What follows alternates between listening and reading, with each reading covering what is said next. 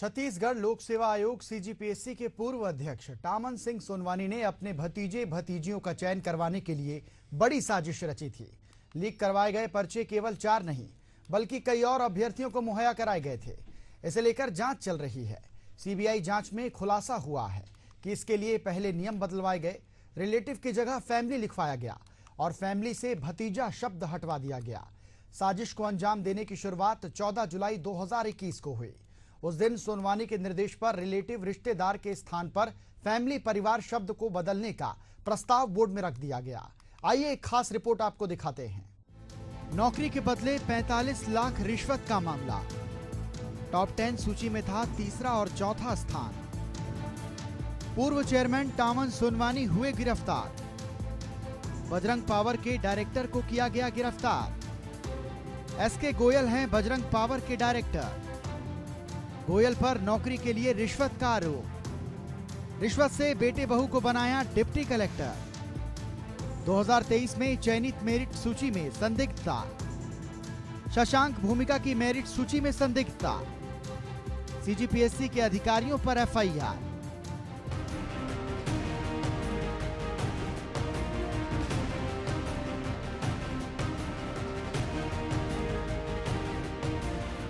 Board की बैठक के बाद 4 फरवरी 2021 को सीजीपीएससी की जारी अधिसूचना में रिलेटिव के स्थान पर फैमिली शब्द का उपयोग किया गया।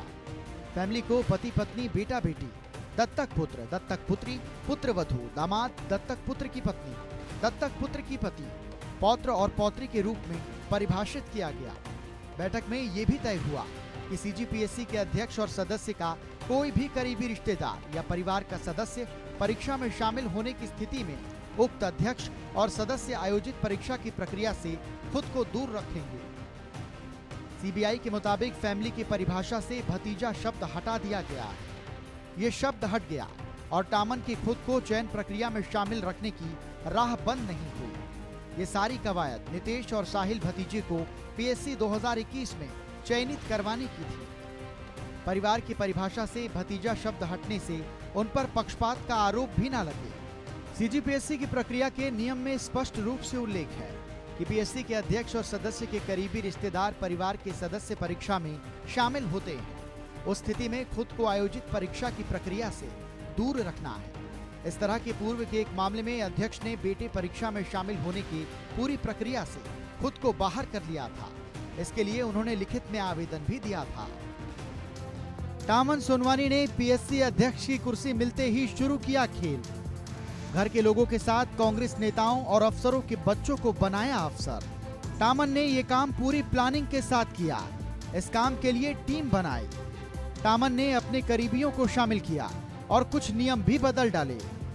टामन सिंह पर आरोप है कि उन्होंने अपनी पत्नी डॉक्टर पद्मिनी सिंह सोनवानी सरकारी डॉक्टर की अध्यक्षता वाले एनजीओ ग्रामीण विकास समिति जीजाम गांव के लिए बजरंग पावर एंड इस्पात के डायरेक्टर श्रवण कुमार गोयल से 1 करोड़ रुपए की मांग की थी। बाकायदा इसका प्रस्ताव टामन ने पीएससी के उप परीक्षा नियंत्रक ललित गणवीर से बनवाया था। ललित गणवीर गिरफ्तार हो चुका है। बताया जाता है कि टामन की मांग के बाद श्रवण ने अपने बोर्ड को गुमराह किया। बोर्ड ने पहले 20 लाख और बाद में 25 लाख रुपए की मंजूरी दे दी। ये राशि 2 मार्च 2022 और 18 अप्रैल 2022 को जीवीएस के खाते में ट्रांसफर हुए थे। इसके बाद श्रवण को प्रश्न पत्र मुहैया करवाए गए। ये प्रश्न पत्र श्रवण ने अपने बेटे शशांक और बहू भूमिका को दिए थे। बाद में दोनों डिप्टी कलेक्टर पर चयनित हुए। टामन के भाई अनिल कुमार सोनवानी जीवीएस के सचिव, पीएससी के उप परीक्षा नियंत्रक गिरफ्तार ललित गणवीर, कोषाध्यक्ष और टामन का भतीजा नितेश सोनवानी सदस्य है। सीबीआई जांच में पाया गया कि जीवीएस में टामन सिंह और उनके परिवार का नियंत्रण है। सीबीआई ने अपनी चार्जशीट में लिखा कि श्रवण ने सही कारण छिपाकर सीएसआर समिति के अन्य सदस्यों को गुमराह किया। सीजीपीएससी 2021 परीक्षा में चयनित हुए थे निशा कोसले और दीपा आदिल।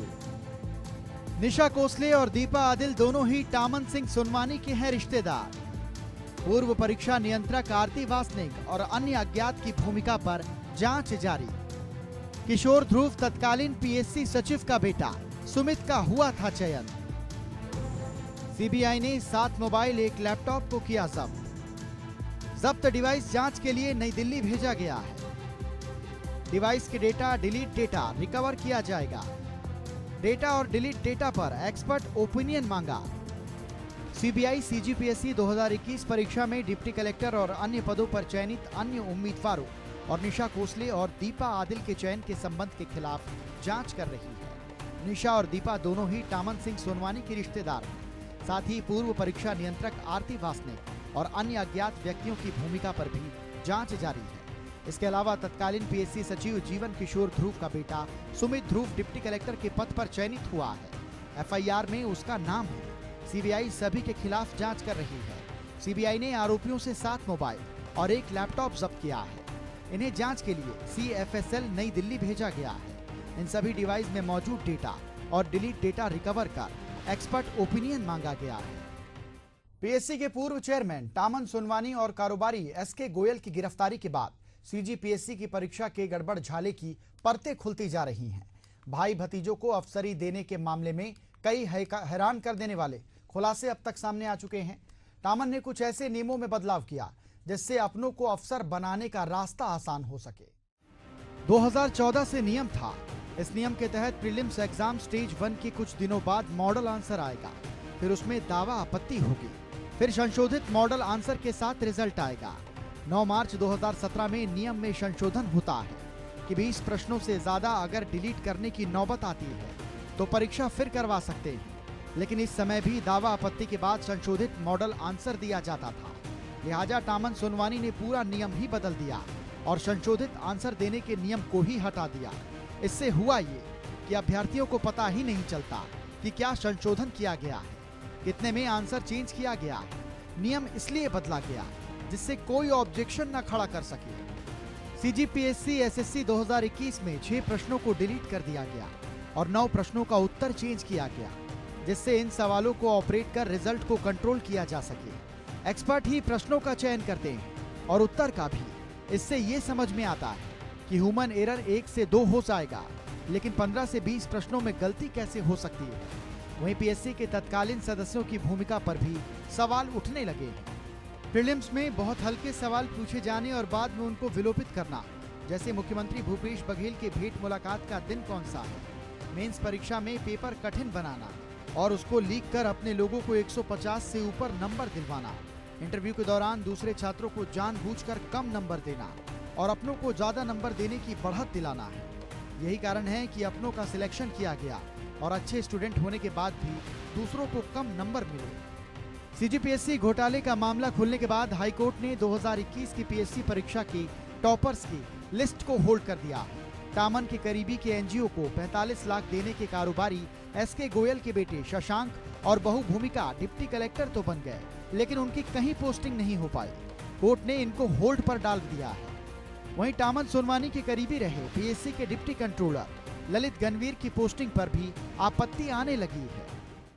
सीजीपीएससी 2021 परीक्षा घोटाला मामले में बड़ा खुलासा हुआ है। परीक्षा से पहले तीनों सेट के पर्चे लीक कर दिए गए थे और जिनके साथ सेटिंग थी उन्हें पहले ही पर्चे मिल गए थे। यह खुलासा कारोबारी श्रवण कुमार गोयल के बेटे और बहू के गिरफ्तार होने के बाद हुआ है। खुलासे के मुताबिक शशांक गोयल और भूमिका कटियार ने खुद टामन सिंह सोनवानी को रुपए पहुंचाए थे। ये रिपोर्ट देखिए। क्लोजिंग एंकर प्रज्ञा नायक कांग्रेस नेता के करीबी की बेटी, अनन्या अग्रवाल कांग्रेस नेता की बेटी, शशांक गोयल कारोबारी श्रवण गोयल का बेटा, भूमिका कटियार कांग्रेस नेता की बेटी, नितेश टामन सिंह का बेटा, साहिल टामन सिंह के बड़े भाई का बेटा, खुशबू बिजौरा तत्कालीन मंत्री के करीबी की बेटी, नेहा खलको तत्कालीन राज्यपाल के सचिव अमृत खलको की बेटी, निखिल खलको तत्कालीन राज्यपाल के सचिव अमृत खलको का बेटा, साक्षी ध्रुव डीआईजी ध्रुव की बेटी, सुमित ध्रुव पीएससी सचिव का बेटा। सीजीपीएससी घोटाला मामले में सीबीआई ने बीते 2 दिनों में 5 लोगों को गिरफ्तार किया है। सीबीआई ने पूर्व अध्यक्ष टामन सिंह सोनवानी के भतीजे साहिल सोनवानी, डिप्टी कलेक्टर पद पर चयनित शशांक गोयल और भूमिका कटियार को गिरफ्तार किया है। सीबीआई ने पूछताछ के बाद तीनों आरोपियों को रायपुर कोर्ट में पेश किया। इससे पहले टामन सिंह सोनवानी के बेटे नितेश सोनवानी और तत्कालीन deputy exam controller Lalit Ganvir को गिरफ्तार कर कोर्ट में पेश किया गया था। कोर्ट ने ये दोनों को 13 जनवरी तक सीबीआई को रिमांड पर सौंप दिया था। वहीं टामन सुनवानी और बजरंग पावर के डायरेक्टर श्रवण कुमार गोयल पहले से जेल में बंद हैं। सीजीपीएससी में पूर्ववर्ती कांग्रेस सरकार में हुई थी गड़बड़ी। राज्यपाल, सीएम और मुख्य सचिव से की गई थी 48 शिकायतें। आयोग ने सीजीपीएससी 2021 के लिए 171 पदों पर ली थी परीक्षा। प्रारंभिक भर्ती परीक्षा 13 फरवरी 2022 को की गई थी आयोजित। परीक्षा में 2565 लोग उत्तीर्ण। मुख्य परीक्षा में 509 अभ्यर्थी पास। साक्षात्कार के बाद जारी की गई थी 170 अभ्यर्थियों की सूची। भर्ती में गड़बड़ी और भ्रष्टाचार के आरोप में हुई थी एफआईआर। पीएससी के तत्कालीन अध्यक्ष टामन सिंह सोनवानी हैं आरोपी। सचिव जीवन ध्रुव, परीक्षा नियंत्रक आरती वासनिक भी आरोपी। सीजीपीएससी परीक्षा का नोटिफिकेशन साल 2021 में जारी किया गया था। भर्ती के लिए कुल 171 पद थे। परीक्षा का प्री एग्जाम 13 फरवरी 2022 को कराया गया, जिसमें कुल 2565 पास हुए थे। इसके बाद 26, 27, 28 और 29 मई 2022 को मेंस परीक्षा कराई गई। इस परीक्षा में कुल 509 अभ्यर्थी पास हुए, जिन्हें इंटरव्यू के लिए बुलाया गया। इसके बाद 11 मई 2023 को परीक्षा का फाइनल रिजल्ट जारी हुआ। इस रिजल्ट के मुताबिक 170 अभ्यर्थियों का सिलेक्शन हुआ था। रिजल्ट जारी होने के बाद टॉप 20 चयनितों में से 17 ऐसे थे जो किसी अधिकारी, नेता या व्यवसायी के बेटे, बेटी, बहू, भतीजे या अन्य रिश्तेदार थे। इसको लेकर अभ्यर्थियों ने भारी विरोध किया। परीक्षा में पारदर्शिता पर सवाल उठाए गए। आरोप लगे कि तत्कालीन चेयरमैन सोनवानी ने भर्ती के नियमों को दरकिनार कर अपने रिश्तेदारों समेत कांग्रेस नेता और ब्यूरोक्रेट्स के बच्चों की नौकरी लगवाई है।